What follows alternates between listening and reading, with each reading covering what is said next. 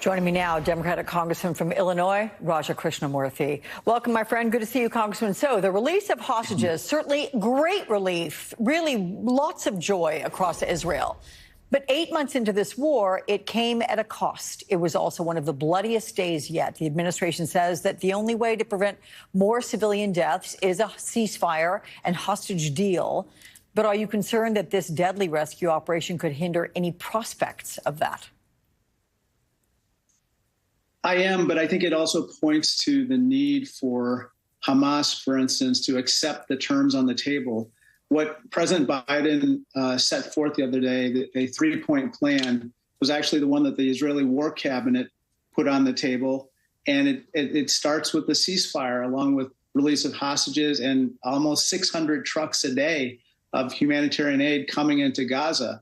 And so right now, I think we have to put maximum pressure on all the parties, whether it's Netanyahu or Hamas, to come to the table, accept this deal, and get a pause or ceasefire as quickly as possible. Given your position on Intel Committee, is there any way to gauge how the Palestinians are feeling about Hamas? The fact that there are these hundreds and hundreds of pointless deaths, tragic deaths, because they will not come to the table and accept the ceasefire deal that you're referencing there. Is there any way to gauge whether or not Palestinians are angry with Hamas, turning against Hamas? Can Intel pick up on that? A little bit, Alex. As you can tell, it's very hard to do any kind of scientific polling in this type of environment. Right. But on the other hand, there are increasing reports of Palestinians, for instance, yesterday asking why the hell were these hostages held in such a crowded residential area. Now, I don't know what scientifically a survey would show of all Palestinians, but they're outraged at this point in general about what's happening. And I think that rage is directed in various directions, including Hamas.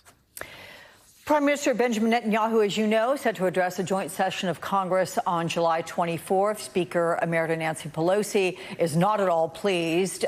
She questioned, in fact, if Netanyahu will even be prime minister still by July 24th. Should Netanyahu address Congress, and will you attend?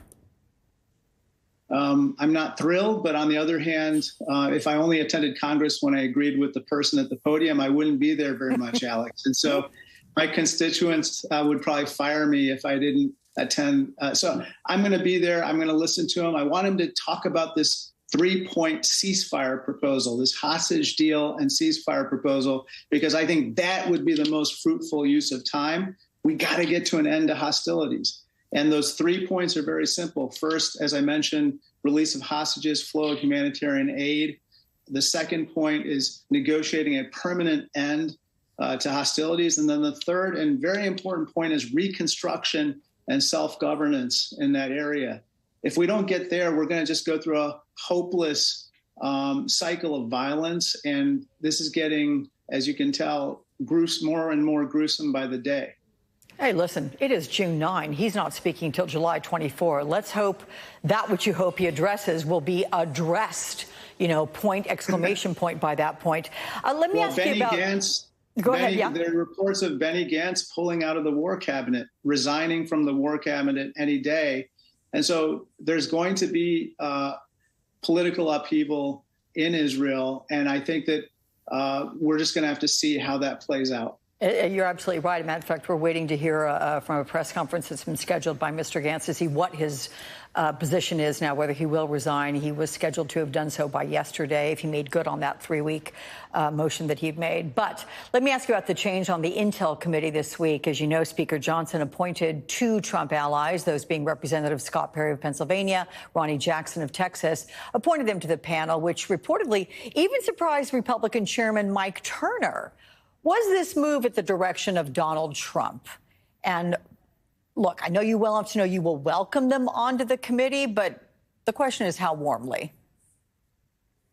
I'm a little bit concerned, to say the least. I think my colleagues are as well. And apparently Speaker Johnson told aides as well as others that he did so, he appointed Jackson and Perry at the behest of Donald Trump.